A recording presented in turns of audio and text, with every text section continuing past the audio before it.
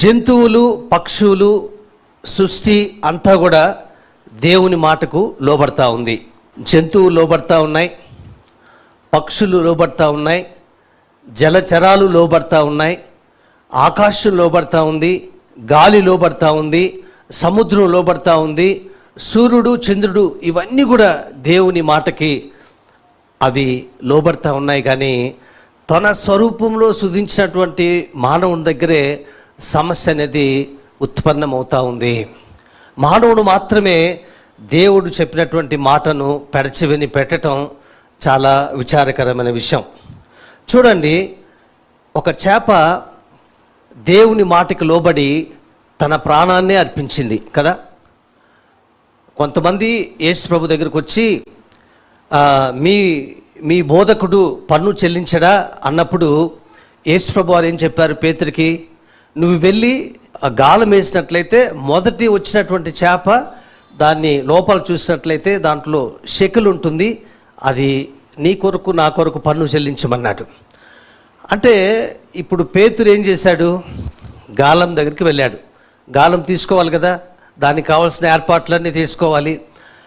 గాలం వేసేటప్పటికి కరెక్ట్గా ఆ చేప దేవుని మాటకు లోబడి అది వచ్చింది. ఇప్పుడు దేవుని మాటకు లోబడితే ఆ చేప తన ప్రాణాన్నే పోగొట్టుకోవాలి కదా, అయినప్పటికీ అది దేవుని మాటకి లోబడింది. ఒక సందర్భంలో పేతురు శిష్యులంతా కూడా వారంతా రాత్రి అంతా కూడా చేపలు పట్టే ప్రయత్నం చేస్తారు. ఏ ఒక్క చేప కూడా పడదు. యేసు ప్రభు వారు వచ్చి మీరు ఈ వైపు వలలు వేయండి అంటే పేతురు అంటాడు, ప్రభువా రాత్రి అంతా మేము కష్టపడ్డాము, ఒక్క చేప కూడా పడలేదు, అయినప్పటికీ కూడా మీరు చెప్పినటువంటి మాటను బట్టి వేస్తామన్నప్పుడు వేస్తే విస్తారమైనటువంటి చేపలు పడతాయి. ఒక దైవజనుడు ఏమంటున్నాడంటే, దేవుని మాటను బట్టి ఆ రాత్రంతా కూడా ఆ దరిదాపుల్లో చేపలు రాలేదట. అసలు ఎప్పుడైతే యేసు ప్రభు వారు ఇక్కడ మీరు వల వేయండి అన్నాడో ఆ రాత్రంతా రాలేదు, కానీ విస్తారమైనటువంటి చేపలు, రకరకాల చేపలన్నీ కూడా పరిగెత్తుకుంటూ వచ్చి దేవుని మాటను బట్టి అవి వలలో పడ్డాయి. ఇంకొక విచిత్రమైనటువంటి లేకపోతే ఆశ్చర్యమైనటువంటి మాట ఏంటంటే, యోనాను మింగవలనని దేవుడు ఒక చేపకు ఆయన ఆజ్ఞ ఇవ్వటం చాలా విచిత్రం. యోనాను మింగవలని నియమించి ఉండగా అని ఒక మాట ఉంటుంది. తర్వాత కిందకు వచ్చినట్లయితే యెహోవా మత్స్యమునకు ఆజ్ఞ ఇవ్వగా, చేప ఏంటి, దేవుడు ఆజ్ఞ ఇవ్వటం ఏంటి? ఈ విషయాలు మనం జాగ్రత్తగా గమనించినట్లయితే అద్భుతమైనటువంటి పాఠాలు ఇవి మనకు నేర్పిస్తూ ఉన్నాయి. అది కరెక్ట్గా యోనా వచ్చేటప్పటికి, యోనా ఒకవేళ కొంతసేపు సముద్రంలో ఉంటే చనిపోయే ప్రమాదం ఉంది కదా, వెంటనే అది కాచు కూర్చొని దేవుని మాటను బట్టి ఆ చేప యోనాన్ని మింగివేసింది.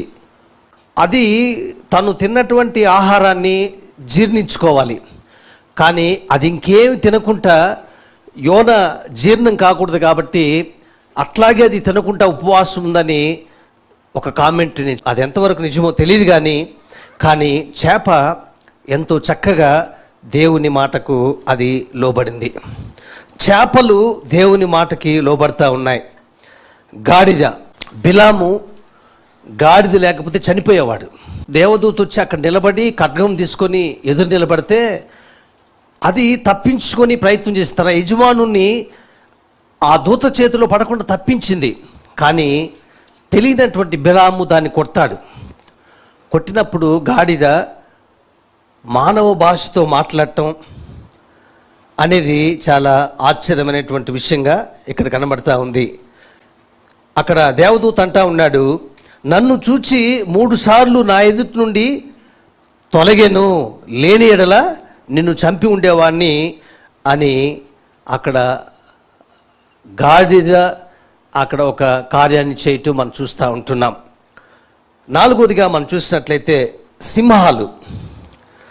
దానియేలు ఏమంటా ఉన్నాడంటే, ఏ హానియు చేయకుండా వాటి నోళ్ళు ముయించెను.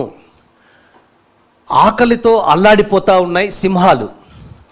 దానియేలు తీసిన తర్వాత ఎవరైతే దానియేలుని చంపాలని ప్రయత్నం చేశారో వారందరినీ ఆ సింహపు బోనులో వేస్తే వారు అడుగులోనికి రాకముందే అవి వారిని చంపి తిని ఎముకల్ని పొడి చేసే అనేటువంటి మాటగా అక్కడ మనకు చెప్పబడతా ఉంది.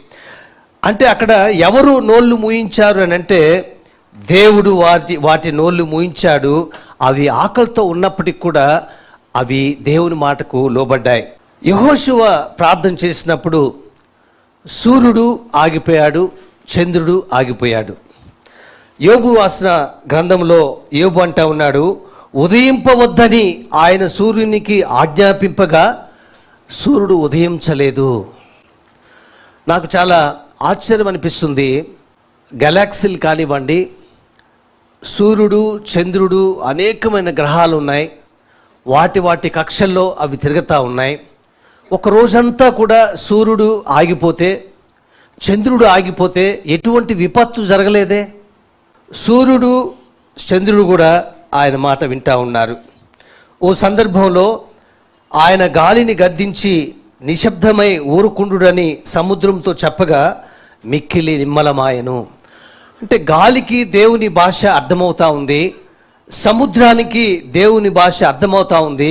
మరి ఏ భాషలో ఆయన వాటితో మాట్లాడుతున్నాడో మన జ్ఞానానికి అందదు. కానీ మన భాషలో దేవుని వాక్యాన్ని మనకు అందిస్తే మనము పెడవ చెవి పెట్టటము అది విచారకరమైనటువంటి విషయము.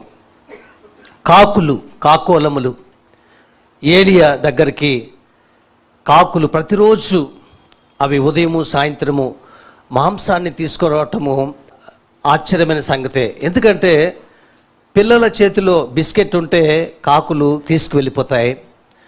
అయితే మాంసాన్ని తినకుండా అవి తెచ్చి ఇవ్వటం అది విచిత్రం. ఎందుకు ఈ విషయాలు నేను చెప్తా ఉన్నానంటే దేవుని సృష్టి అంతా కూడా దేవుని మాటకు లోబడతా ఉంది. కానీ మన కోసం ప్రాణం పెట్టినటువంటి యేసుక్రీస్తు ప్రభు వారి యొక్క మాటలు మనం వినకపోవటం అది విచారకరం కాదా? ఈ లోకంలో మన కోసం ఎవరు ప్రాణం పెడతారు? భర్త భార్య కోసం ప్రాణం పెడతాడా?